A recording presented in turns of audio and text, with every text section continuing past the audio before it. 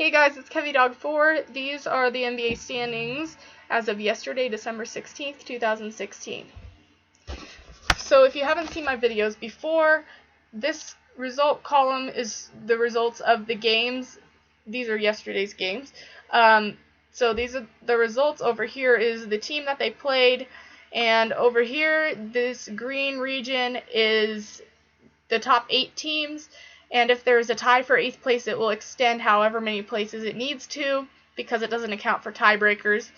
But these are the top teams. If the playoffs began today, these are the teams that would be in the playoffs.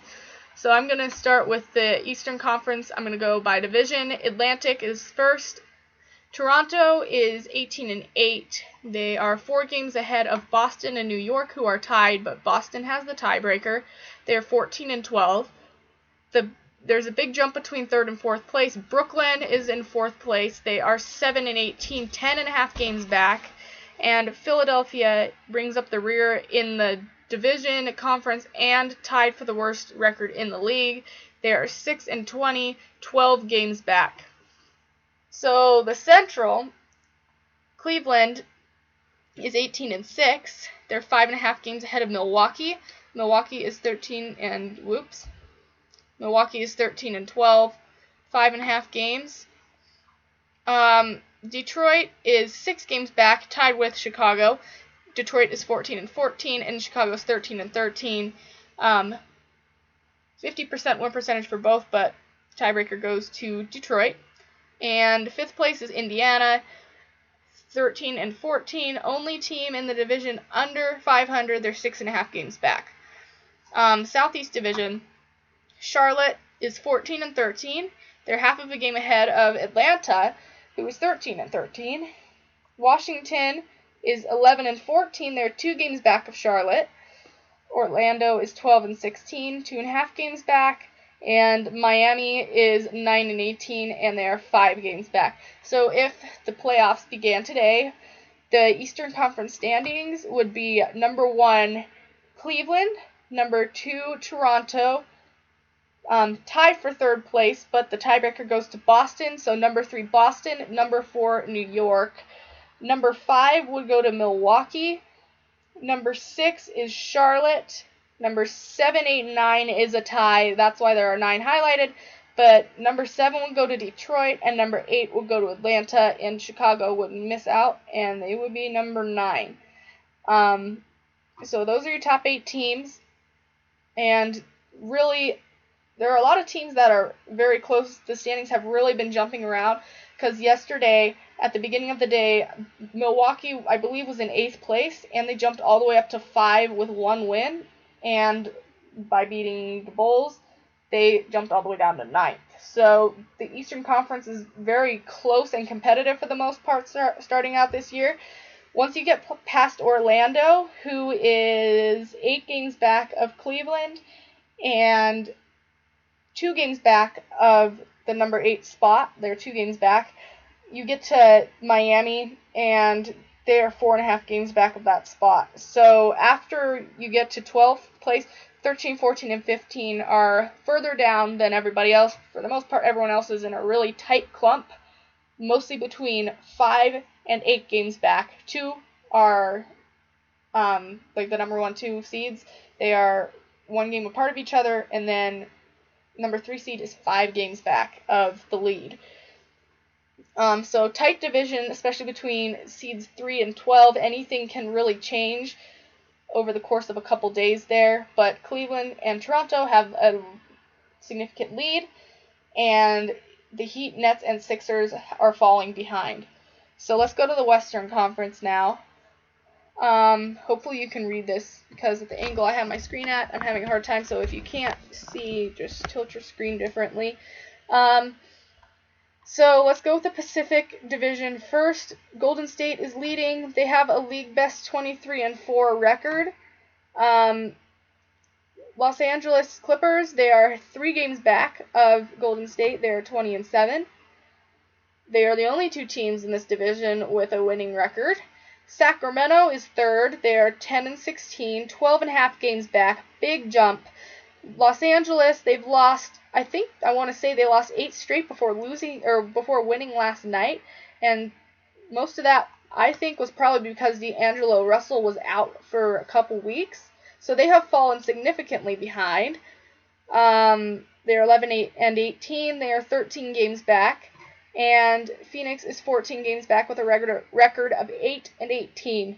So this division really is only between Golden State and Los Angeles right now. Anything could change. It's early in the season, but right now they have a significant lead on the other 3 teams in their division. Southwest Division, San Antonio leads. They are 21-5. They are 1.5 games ahead of Houston, who is 20-7. Memphis is 4 games back. They are 18-10.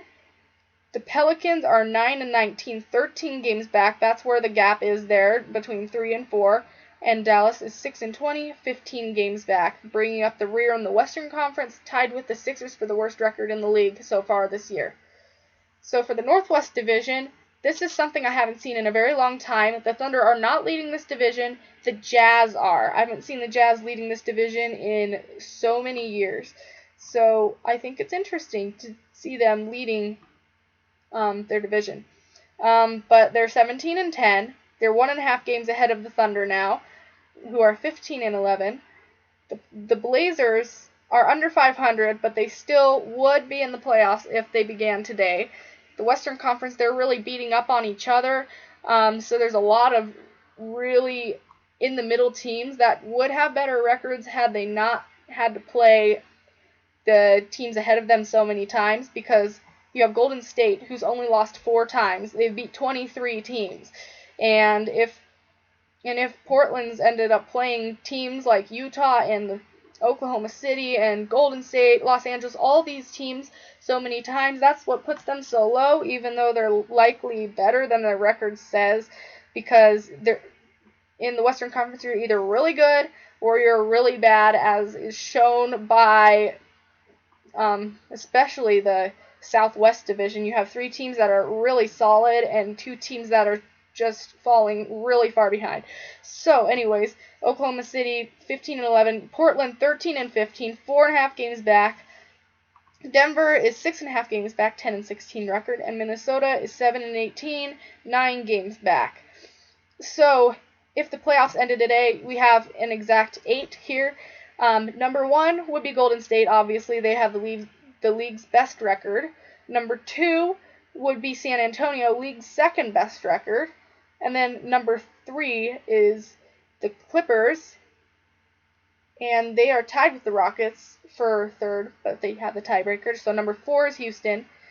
Number 5 is Memphis. Number 6, Utah. Number 7, Oklahoma City. Number 8, Portland. So top 5 come from these 2 divisions, and 6, 7, 8 come from the Northwest. So let's look at the bubble teams here. So Portland has a fairly significant lead on the rest of these teams. They're 2 games, just 2 games. They're 2 games ahead of Sacramento. So Sacramento's in 9th, but they're not really close, like within a half of a game or a game of Portland. And everyone's really crunched in between number 1 through 7. They're all fairly close. Then Portland's kind of right in the middle, and then you've got 9 through 15 who are all fairly close together. So number 9 is the Kings, and they're tied with the Nuggets. And then the Lakers are 13 games back. The Kings and Nuggets are 12.5. Lakers are 13. Pelicans 14.5. Suns also 14.5. Minnesota 15 games back, and the Mavericks are 16.5 games back of Golden State. So really, the gap is 1 through 7, 8, Portland's on its own, and 9 through 15 all really close together. So if the teams keep playing like they are, if the good teams keep beating up on the bad teams, and Portland keeps getting stuck in the middle, it's probably going to end up being these 8 teams. Who knows? But it's less close in the Western Conference than it is in the Eastern Conference. So we'll see what ends up happening in upcoming weeks, and we'll see how the standings change. So thanks for watching this video, guys. Make sure you give it a thumbs up, leave a comment below. Also, please subscribe to my channel for more NBA videos and NFL videos. I'm posting more NFL videos as we get closer to the playoffs. So if you are interested in the NFL, you should check out my other videos on this channel. And thanks for watching. I will see you in my next video.